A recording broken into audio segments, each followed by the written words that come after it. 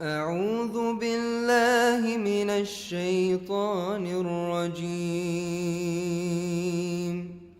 بسم الله الرحمن الرحيم.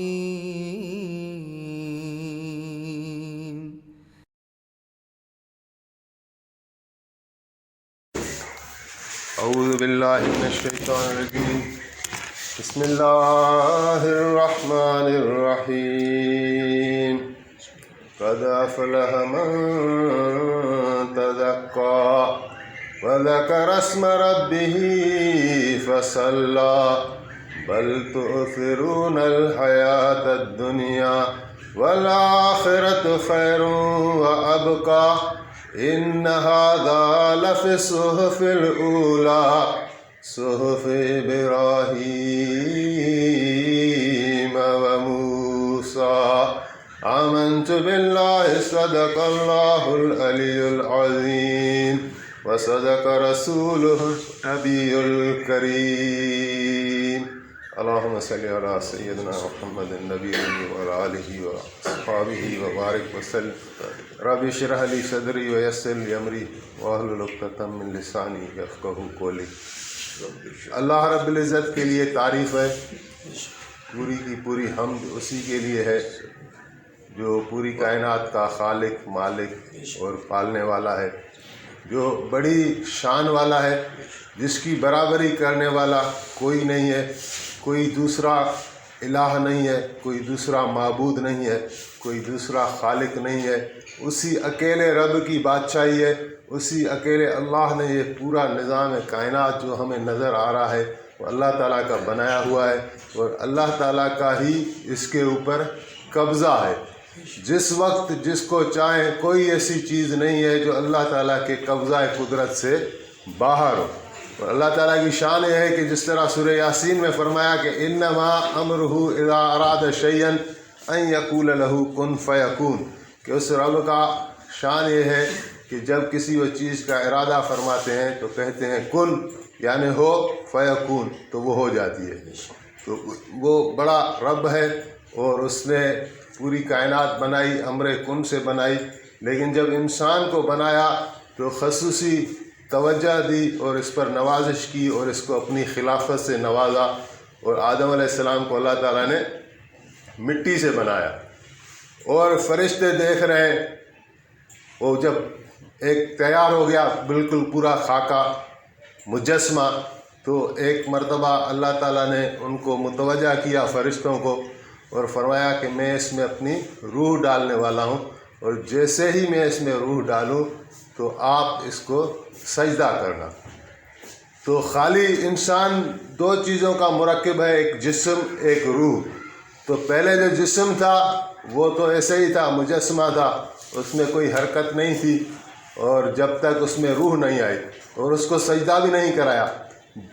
جس وقت اللہ تعالیٰ نے ان کو ہوشیار کر دیا کہ ابھی اس میں روح ڈالوں گا تو تم اس کو سجدہ کرنا، تو ساروں نے سجدہ کیا الا ابلیس وکان من الکافرین، سوائے کہ ابلیس کے، اور وہ جو ہے کافروں میں ہو گیا.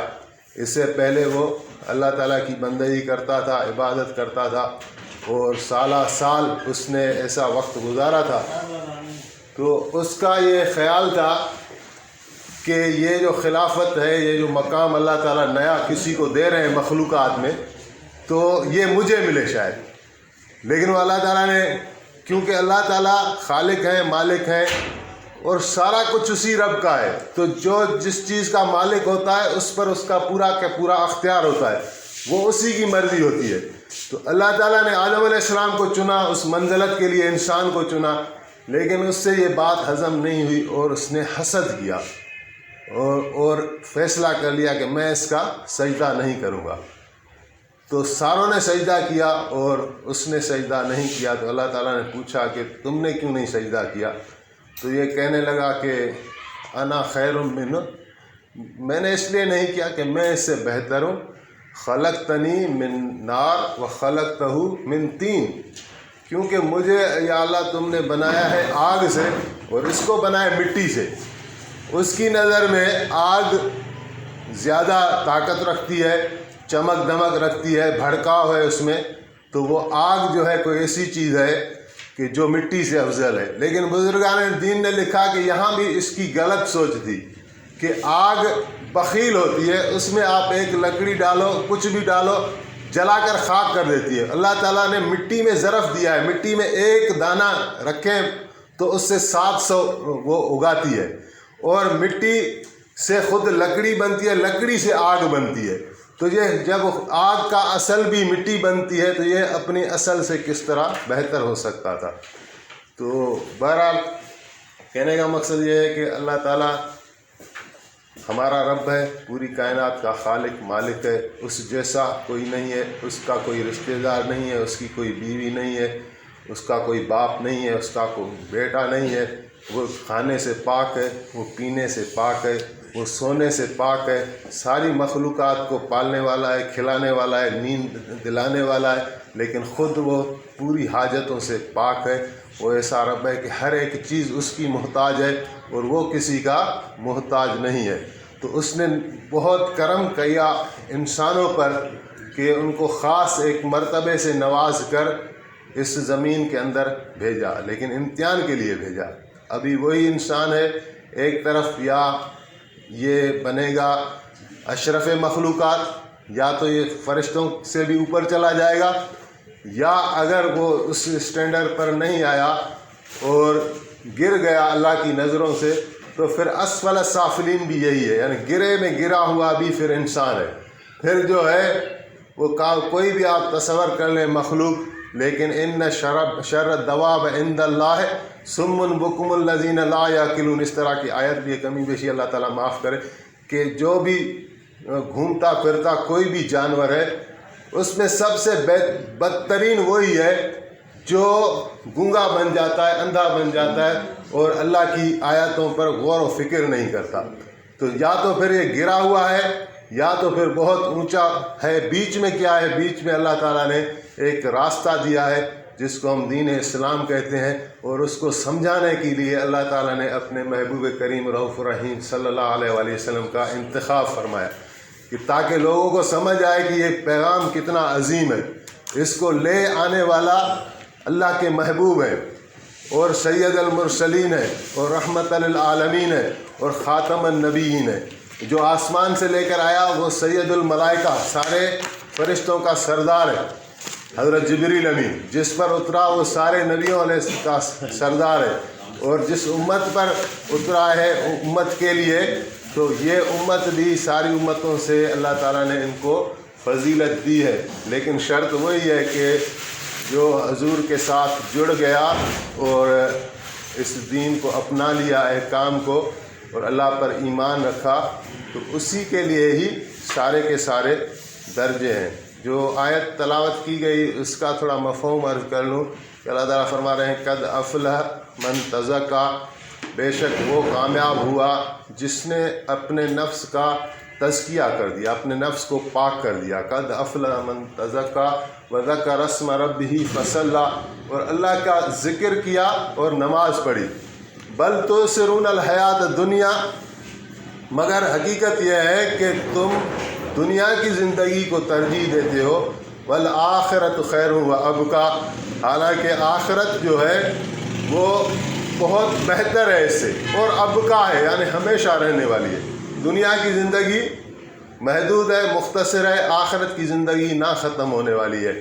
تو آخر میں فرمایا کہ یہ جو بات ہے ان ھذا لفی الصحف الاولی، یہی بات پہلے صحیفوں میں بیان کی گئی. صحف ابراہیم و موسیٰ، جو ابراہیم علیہ السلام کو صحیفے دیے گئے، اس میں بھی یہ بات تھی کہ دنیا مختصر ہے، آخرت ہمیشہ والی ہے. اور موسیٰ علیہ السلام کو جو صحیفہ دیا گیا اس میں بھی یہی بیان تھا. تو آدم علیہ السلام سے لے کر رسول کریم صلی اللہ علیہ وآلہ وسلم تک دین ایک ہی ہے، دین اسلام ہے اللہ کے ہاں. لیکن اس کو وقت کے تقاضوں پر مختلف انبیاء کے دوروں میں احکام مختلف ہوتے تھے. کچھ چیزیں حلال ہوتی تھی، کچھ حرام. پھر نیا رسول آتا تھا تو اس میں وہ موڈیفائی کرتا تھا. باقی جو حقائق ہیں وہ تو اپنی جگہ وہی ہے کہ اللہ ایک ہے، لا الہ الا اللہ ساروں کا وہی، قیامت آنے والی ہے ساروں کا وہی. نیک اعمال کا بدلہ ہے، جزا اللہ تعالیٰ دے گا۔ سارے انبیاء یہی بتانے آئے، تمہیں مر کر پھر اٹھنا ہے، اللہ کی بارگاہ میں حاضر ہونا ہے۔ اگر برے اعمال کرو گے تو اس کا وبال تمہارے سر پر ہے، اور اگر نیک اعمال کرو گے تو اس کا جزا اللہ تعالیٰ دے گا، اللہ تعالیٰ ضائع نہیں کرے گا۔ تو یہ تمام انبیاء کی محنت تھی، تمام انبیاء کا میسیج تھا۔ تو ہم لوگ پوری کی پوری توانائی دنیا کے اندر صرف کر دیتے ہیں اور آخرت کو بالکل بھلا کر بیٹھے ہوئے ہیں۔ تو اس کے لیے یعنی ایک ضرورت ہے کہ یہ ہمارا معاملہ ایسا نہیں ہے، آپشنل نہیں ہے کہ چاہے تو ہم کریں چاہے تو ہم نہ کریں۔ اگر اسی غفلت میں آدمی مر گیا اور توبہ نصیب نہیں ہوئی تو پھر کیا ہوگا؟ قبر میں عذاب، ہزارہ سالوں سے لوگ قبر میں ہیں، حشر میں جب اٹھے گا تو اس پر اس کے اعمال کی پوچھ ہوگی اور پلسرات اس کو کراس کرنی ہے، پھر آگے جنت ہے یا جہنم ہے۔ تو یہ اتنے بڑے مراحل جو رکھے ہیں اور اللہ کے نبی نے آ کے خبریں دی ہیں اور پورا قرآن اتارا ہے، تو اس کو اگر ہم اتنا یکسر اگنور کرتے رہیں گے تو یہ کس کا نقصان ہے؟ یہ ہمارا اپنا نقصان ہے۔ تو اس پر توجہ کرنے کی ضرورت ہے۔ ایک زندگی دنیا کی ہے اور ایک زندگی آخرت کی ہے۔ دنیا کی زندگی تو یہ ہے جو ہم نے دیکھی ہوئی ہے، اس کی امید پر ہم کام کرتے ہیں۔ ایک بچہ ہے، آج کل تو 2-2.5 سال میں ہی اس کو اسکول بھیج دیتے ہیں اور وہ پڑھتا رہتا ہے۔ 20 سال اکیڈمک سیشن اس کا لے جاتا ہے، 18 سال 20 سال 22 سال، تو پھر جا کے وہ کچھ بننے کے قابل بنتا ہے۔ تو یہ کیا، یہ ایک دنیا کی امید پر ہم کرتے ہیں۔ ہمیں آگے ایک دن کا بھی کسی کو پتہ نہیں کہ ہمارا اگلا دن کیا ہمارے لیے لے کر بیٹھا ہوا ہے، لیکن ایک امید پر ہم کام کرتے ہیں۔ اور اس کے بعد جو ہے دنیا کی زندگی چونکہ عارضی ہے، موت ہمارے پیچھے پڑی ہوئی ہے، ایسا سمجھیں کہ یعنی وہ تیر کمان سے نکلا ہوا ہے اور ہم اس کے ہدف پہ ہیں۔ ہمیں نہیں پتہ کہ وہ کب آ کے ہمیں جکڑے گا پکڑے گا، اللہ کو پتہ ہے، اللہ تعالیٰ نے ہم سے یہ چھپایا ہوا ہے۔ لیکن اتنا ضرور ہے، ہر بندہ دنیا کے اندر، خواہ اس کا مذہب کوئی بھی ہو، وہ مسلمان ہو، عیسائی ہو، یہودی ہو، یا بالفرض وہ کسی دین میں بھی بھروسہ نہ رکھتا ہو، کافر ہی ہو، لیکن اس کو یقین ہے، ہر ایک بندے کو کامل یقین ہے کہ مجھے مرنا ہے، مجھے جانا ہے ادھر سے۔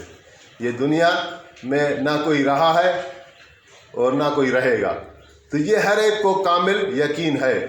تو پھر بھی دنیا کی زندگی میں ہم لگے ہوئے ہیں اور آخرت کو بھلا دیا ہے۔ اور آخرت کی طرف اللہ تعالیٰ نے ایک تو پورا نظام ہمارے لیے قائم کیا ہے کہ جہاں ہم دیکھتے ہیں ایک ایک پتا، ایک ایک درخت، ایک ایک ہوا کا جھونکا، ایک ایک پانی کا قطرہ، گویا ہمیں پکار کر کہہ رہا ہے کہ وہ بھی اللہ تعالیٰ کی مخلوق ہے اور اللہ تعالیٰ کے بنائے ہوئے ہیں، یہ نشانیاں ہیں۔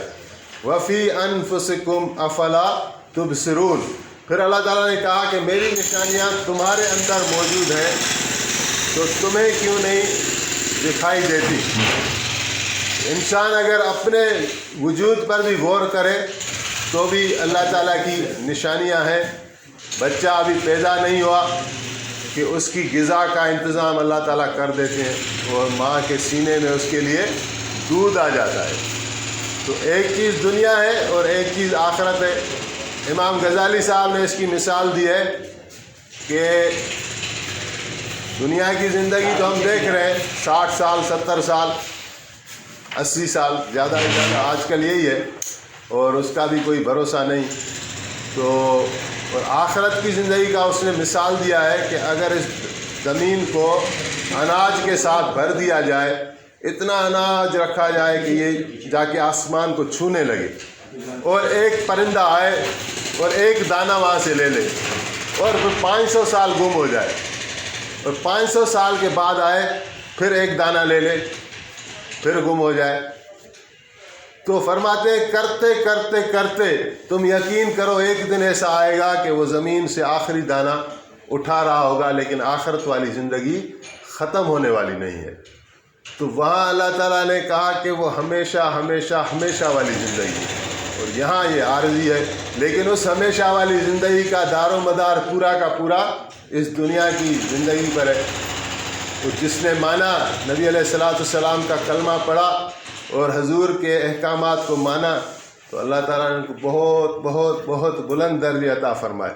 آپ کی گھر کی مثالوں سے اگر شروع کریں تو آپ نے حضرت علی کرم اللہ وجہ الکریم کے بارے میں ان کو فرمایا کہ کیا آپ اس بات پر راضی ہیں؟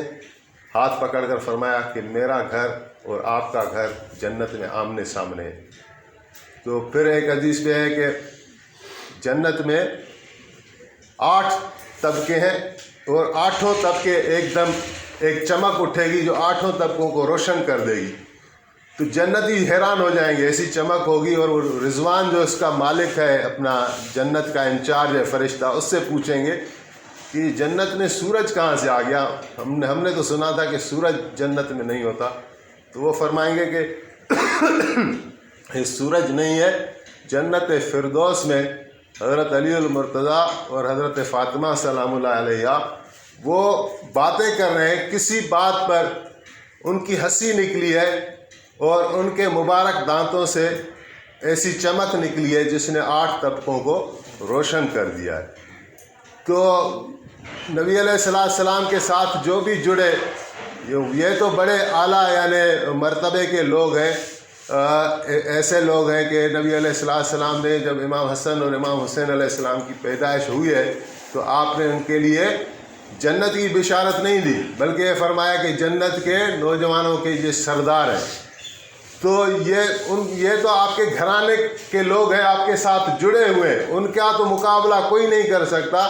لیکن جس نے بھی نبی علیہ السلام کا کلمہ پڑھا، چاہے وہ بلال حبشی ہو رضی اللہ تعالیٰ عنہ، پہلے غلام تھے، رنگ کے کالے تھے، اور امیہ بن خلف کے غلام تھے اور ان پر تشدد کرتا تھا کلمے کی وجہ سے، لیکن نبی علیہ السلام نے ایسی شفقت فرمائی، ان سے اللہ تعالیٰ نے قربانی لی، حضرت بلال سے امتحان لیا، لیکن جب وہ امتحان پاس کر گئے تو بلال کس مقام پر پہنچ گئے کہ رسول اللہ صلی اللہ علیہ وسلم فرماتے ہیں کہ بلال تمہارا کیا عمل ہے کہ میں دیکھتا ہوں کہ تمہاری قدموں کی آہٹ مجھے جنت میں سنائی دیتی ہے کہ گویا تم میرے سے بھی آگے آگے چل رہے ہو۔